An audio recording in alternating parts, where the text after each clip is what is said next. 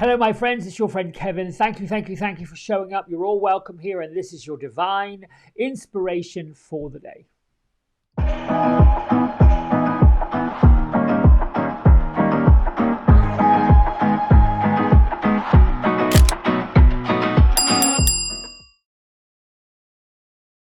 All right, so we'll start with these are the tools that I like to use, and you can ponder those. Well, I explain to you today is angel numerology number 1. It's actually a 10, and sometimes I get in my head about what does a 10, like we've added up the whole date, we get to a 10, which does reduce to a 1. So, there's that.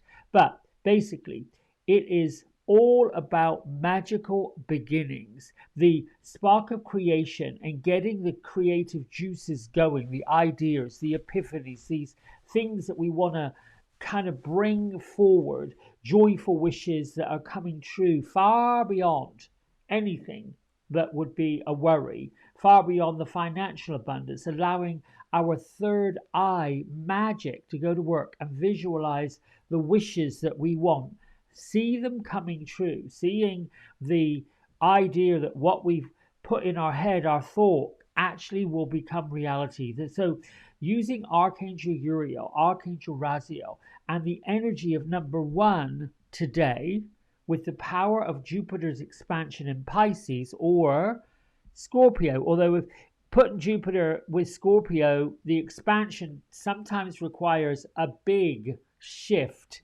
in that energy. Like, Scorpio is known for the big transformer and the great destroyer. So there's that. Anyway, focusing on positive details and be ambitious and energetic today. If this is about a person, that person who's got number 1 energy around them, which I'm a number 1, I'm a 10. So they are determined, they're brave, they're go-getter, they're strong, and they are full of originality. This works with the divine masculine today and governs the energy of the angel number 1, which is bringing brand new starts in. So if you're looking for a card in tarot, it would be the 9 of Cups. I'm thinking, there you go. So let's start off with our happier me affirmation. See how, because all this stuff plays in, I believe. It becomes this big, magnificent message. So, well, let me go with the my isms first. I am blessed. I am successful. And I am magnificent. Very simple. Above all, the universe adores me, adores everything about me, particularly when I'm in the number 1 mood. So, our happier me affirmation card, our affirmation of the day is, I am able to accomplish anything I set my mind upon. Now, I did shuffle and pulled this out. Of course, we're in the number 1, so these are the puzzle pieces. The puzzle pieces of, I am where I am, I know where I am, and this is where I want to go. And I'm going to put where I am as one puzzle piece and join it up with where I want to go, the other puzzle piece. Wants, needs can be similar. So there's that. Oh, let me read the other side. What is it that you desire and you haven't succeeded at yet? We're always doing that. So if this feels like a rewash, then it is a rewash and you're going to keep rewashing it. Divide and conquer. Divide means cut it up into smaller pieces that you can accept, just like you do with a child when they're trying to get them to eat something, and conquer it. Give yourself time and divide your plan into smaller pieces. After each victory, you will feel uplifted and ready to move into more. I like this. I like this energy. We're using Kyle Gray 22 Archangel Oracle today. Images by Jennifer Hawkyard. She's collaborated with a lot of his decks. And our Archangel of the Week is the Great Master Orion. Now, he's shown here as like in human form, but he's actually a star being. We are a star being. And this energy is to remind us of that. We are light. We're showing up everywhere.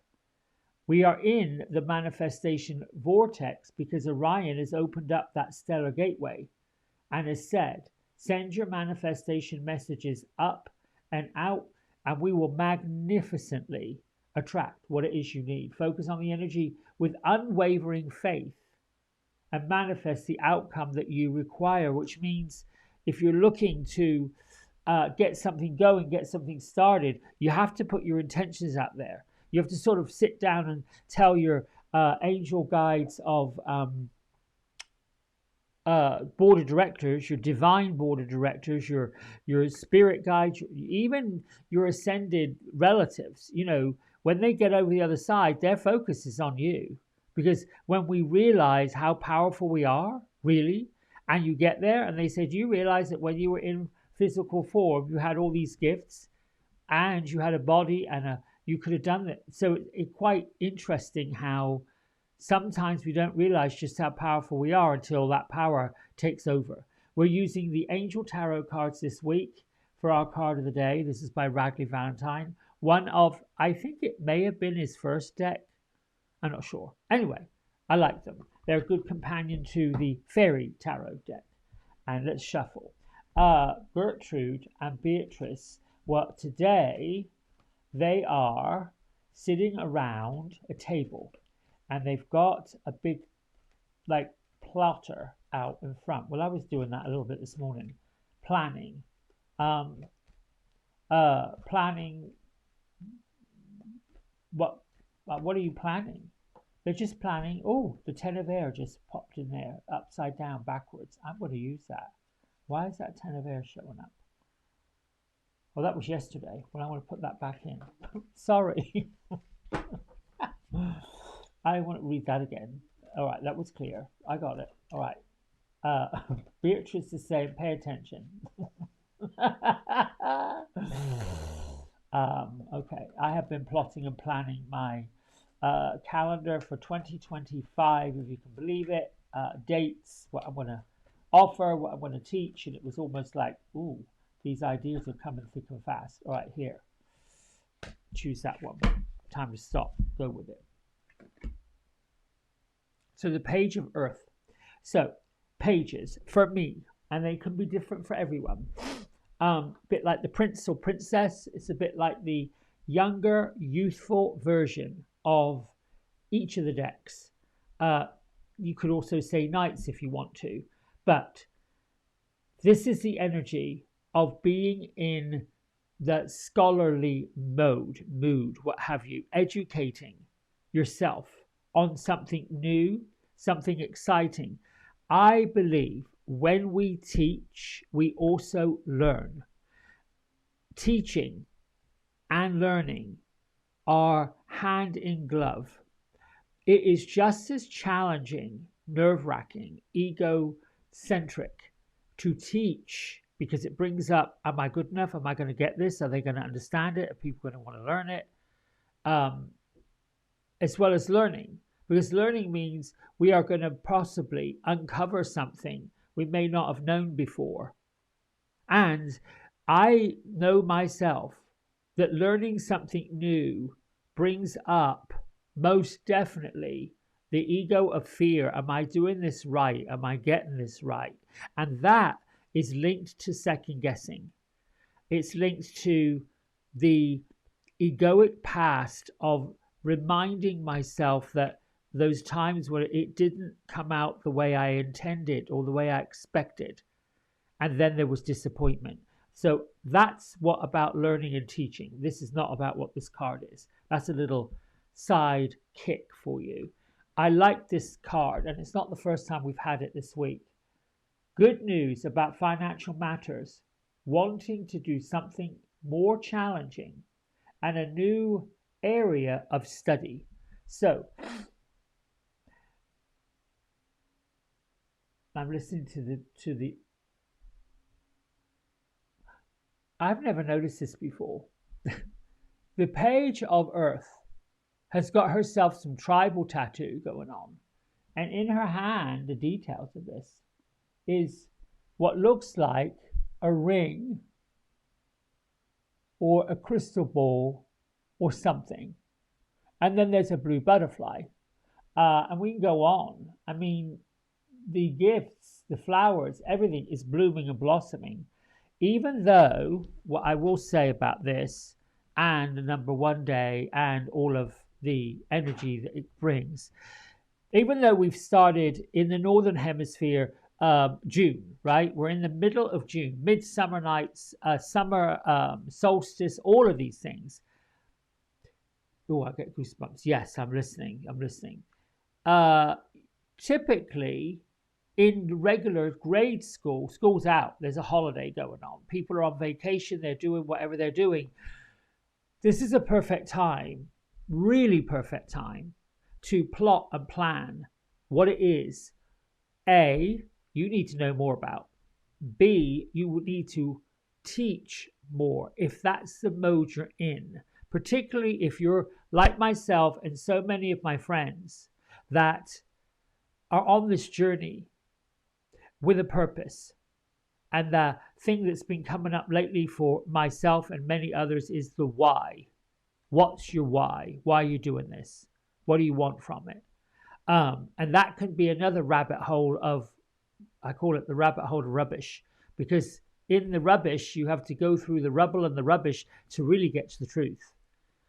The truth is, when looking at what is my why am I doing it? What do I want to learn this for? What do I need to know more about that? Let the desire, the sort of, oh, I'm interested in it, become the breadcrumb, little bit. Learn a bit more about it.